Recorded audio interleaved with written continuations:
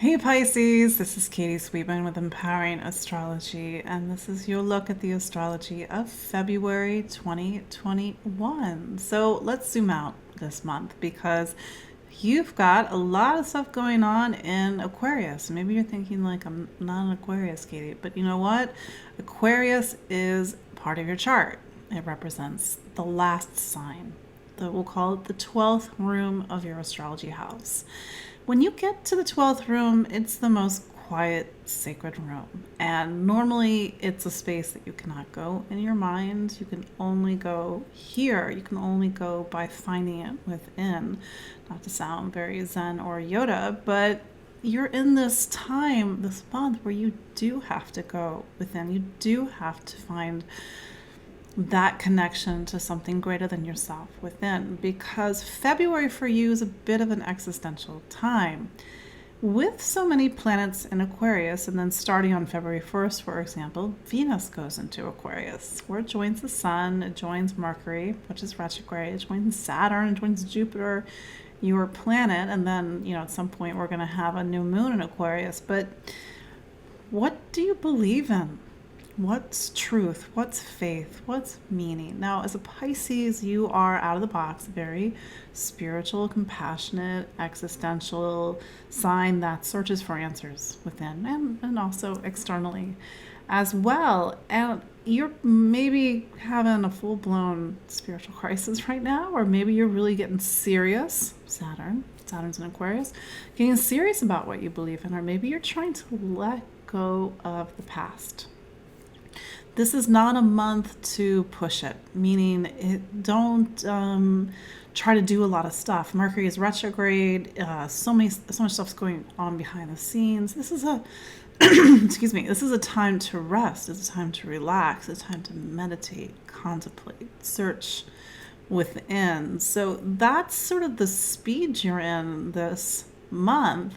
And then, of course, we have Venus meeting up with Saturn and Uranus on February 6th.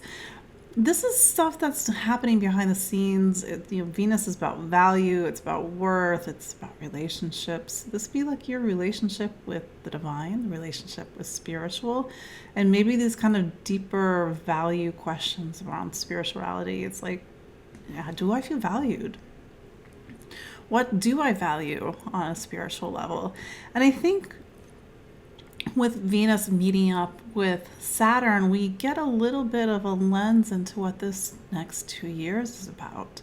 This deeper spiritual questions, deeper questions around faith and meaning. Then we have an Aquarius new moon on February 11th. So again, keeps the story going a little bit deeper. Here's one way of looking at this, and I actually said this to Aquarius. They were in a similar place last year. You're in your psychic broom closet, or maybe there's a better way to put it. It's like you're in a space, even though it is a very spiritual space, a very liminal space, but this space is also where you I can think of the word. You keep a lot of stuff there. It's like baggage. It's like suitcases. It's like boxes. And what do you need to let go? Because when Jupiter starts to leave that part of the chart, it will be officially at the end of this year in December.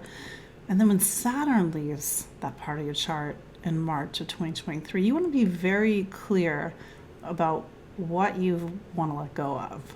Because once Saturn goes into Pisces in March of 2023, the stuff that you're still holding on to on a spiritual level, on an emotional level, on a psychic level, it comes with you into the next big chapter of your life.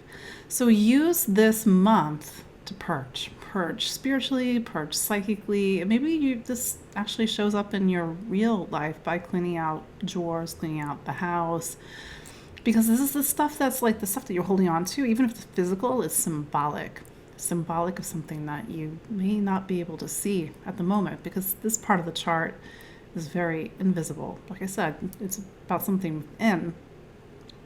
That said, new beginnings, new intentions, new spiritualities. But there's this tension that's happening between two areas of your life, two corners of your life. And to be fair for everybody, this month, Saturn makes its first square to Uranus on February 17th. Now, we're going to have three squares between Saturn and Uranus this year. The first, February 17th, second, June 14th, the last is December 24th. Since this is quite possibly a very existential time, you have Uranus on the other side of things, or kind of this 90-degree angle. Uranus is trying to open up your voice.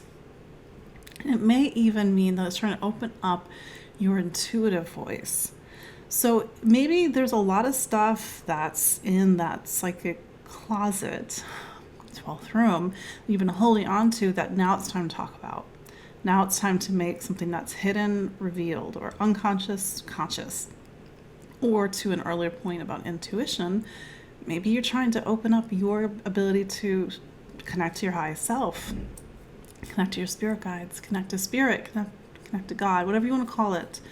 So this could be a time when listen to your intuition, pay attention to your dreams this month, Pisces, because it's giving you little hints and clues and symbols for you to find deeper meaning and deeper awakening this month. After the new moon, or after we have that square on the 17th, the sun goes into Pisces on February 18th, start of your birthday season. Happy birthday, Pisces. This birthday season's a little interesting because, again, Jupiter is behind the scenes. Maybe even if you could spend a big birthday with people, which I know we really can't do right now, you're not really feeling up to it. You might feel like you need to rest. You might need to spend time alone, or spend time with yourself, or spend time with people that are they kind of get you on a deeper spiritual or intuitive level. Going into the end of the month, we have a Virgo full moon on February 27th. Now, here's the thing. Pisces, you're what's called a mutable sign, which means your sign is meant to be flexible as opposed to fixed, as opposed to cardinal. Those are the other two types of signs. So we have been having eclipses in Sagittarius and Gemini. Those are also called mutable signs. Last had eclipses on November 30th. You had an eclipse in the part of your chart that talks about home and family. Maybe you moved, maybe you're planning a move, maybe a change in the home. And then there's a solar eclipse on December 17th in your career sign. So maybe you saw some big changes in your professional life as you got into the end of 2020. Or maybe not yet, because that's the thing. When we have this full moon, it makes a direct square to that November 30th full moon. So something from that time threads forward. Virgo is your relationship sign, so this is the time to put relationships in the spotlight. Mercury is retrograde, or actually coming out of retrograde at this point, so maybe you're seeing things from a different perspective. Mercury is in the most quiet part of your chart, although it's not so quiet because it's surrounded by so many planets. But maybe whatever relationship things that are in the spotlight, there's some stuff that needs to be let go of. Maybe it's from the past, maybe it's even past lives. But maybe that's one of the things that's being highlighted this month for you. That full moon might activate eclipse energy, so you might see your life sort of turn in a different direction. Eclipse energies, as I've said before in other things, it's like a curtain comes down on one act, curtain comes up on the next act. What's the new chapter? What's the new story? Who are the new characters, or the existing characters, just in a different relationship, a different scene? So it's possibly, weirdly, a quiet month for you, but also one where as you go into March, maybe it's not so quiet. And maybe you're really trying to find answers because maybe things are a little bit crazy, or things that have been happening in your life and they don't make sense. So how do you make sense of them? And it may take going deep within to try to make peace, or to release, or to rise to a higher level, so you can just see it from a different pair of eyes, see it from your spirit eyes, not from your human eyes, because sometimes things will never make sense from our human eyes. So that's your homework, Pisces, especially as you come right before your birthday season. So again, my name is Katie Sweetman. This is Empowering Astrology. You can go to my Instagram page, Empowering Astro.